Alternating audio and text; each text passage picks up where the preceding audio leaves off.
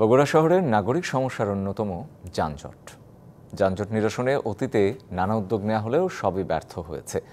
স্থানীয়রা বলছেন, রাস্তা প্রশস্তকরণ ও ব্যাটারি চালিত অটোরিকশা নিয়ন্ত্রণ করা গেলে মিলবে সমাধান। জেলা প্রশাসনও বলছে, যানজট নিরসনে তারা সচেষ্ট। উত্তরের জেলাগুলোর মধ্যে অবস্থানগত কারণে বগুড়া জেলা বেশ গুরুত্বপূর্ণ। বগুড়াবাসীর অনেকের অভিযোগ, গত 16 বছর রাজনৈতিক কারণে বগুড়ার উন্নয়ন হয়নি। উন্নয়ন কর্মকাণ্ড সেভাবে না হলেও বেড়েছে নাগরিক সংকট। বগুড়া শহরের প্রধান সড়কগুলোতে যানজটের কারণে ভোগান্তি পোহাতে হচ্ছে নগরবাসীকে। রাস্তার চওড়াকরণের কোনো বিকল্প নাই। এক নম্বর হচ্ছে রাস্তাকে আপনি প্রশস্ত করতে হবে।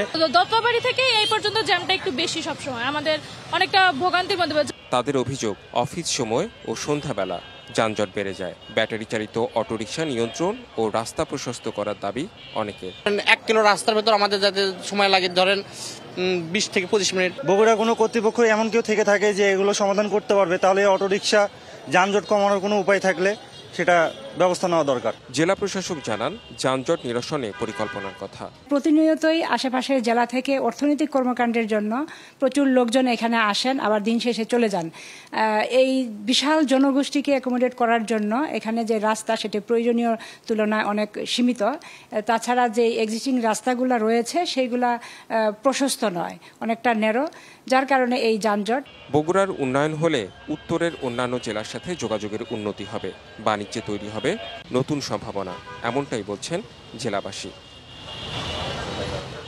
Redwan Ahmed, DBC news, Bogura.